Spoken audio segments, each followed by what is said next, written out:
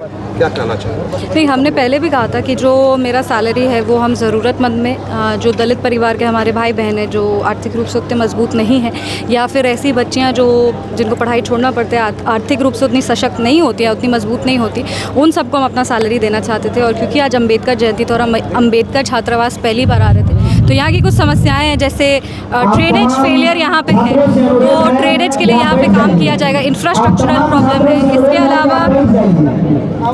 इसके अलावा यहाँ पे कम्युनिटी किचन जो चलता है उसमें कुछ मदद की ज़रूरत है। तो ये सारे जो सुविधाएं हैं वो उपलब्ध उनको कराए जाएंगे। पर मेरा एक पर्सनल जो होता है कि हमने क्या किया, तो उसके लिए हम अपना सैलरी का कुछ पार्ट यहाँ के जो मेरे समाज के जो लोग हैं जो दलित परिवार से आते हैं और पढ़ने लिखने में अच्छे हैं पर आर्थिक रूप से उतने मजबूत नहीं हैं, उन लोग को स्कॉलरशिप दिया है। और आने वाले समय में ऐसे स्कॉलरशिप वितरण हम लोग करते रहेंगे। हर साल बाबा साहब की जयंती पे ये होगा। और ऐसे भी अगर कोई भी अम्बेडकर छात्रावास का छात्र, अम्बेडकर छात्रावास का ही नहीं पर कोई भी छात्र समस्तीपुर में हो, उनको कोई भी ज़रूरत हो तो वो ज़रूर उपलब्ध कराया जाएगा। और हम यहाँ पहली बार आए हैं पर हम पूरा प्रयास करेंगे कि यहाँ के हर बच्चों को सारी सुविधाएँ दे सकें। बुक अपने लिखे हैं वो जी, उसको एक वो बाबा साहब की कहानी है चित्र के द्वारा।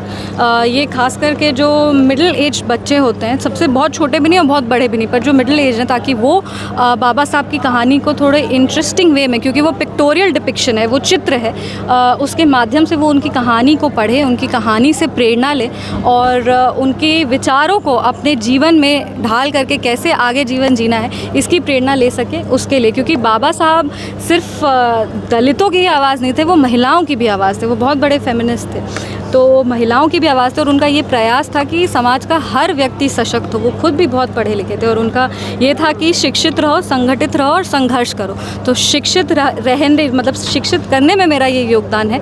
और ये बाबा साहब के को हमको लगता है सही सच्ची श्रद्धांजलि उनको है। चित्र के उसमें मतलब एक दो लाइन भी है पर अधिकतर चित्र है, क्योंकि वो इंटरेस्टिंग हो। जो बच्चे हैं हमारे, वो कहीं ना कहीं आजकल बाबा साहब की जो कहानियाँ हैं वो खो जा रही हैं। तो जो बाबा साहब का जीवन है उसके बारे में हम अपने जो छोटे बच्चे हैं उनको हम कैसे बताएं, उसके लिए बाबा साहब अम्बेडकर की जयंती से ठीक एक दिन पहले 13 अप्रैल को प्रयागराज के करसना में एक दलित को जला दिया गया, गेहूं का बोझा ढोने से मना करने पर।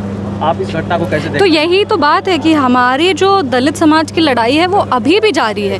हमें आर्थिक रूप में बांटने का कोशिश किया जाता है, पर ये एक सामाजिक परिचय है। मतलब caste is an ascribed status, it is not an achieved status. And हम लोग सबको सामाजिक रूप से एक साथ रहना है। आज भी दलितों पे अत्याचार हो रहे हैं, दलितों पे जो उनको प्रताड़ित किया जा रहा है, क्योंकि वो एक जात से आते हैं। इसीलिए इसके खिलाफ हम हैं और इसके खिलाफ मजबूती से हमेशा आवाज़ उठाएंगे।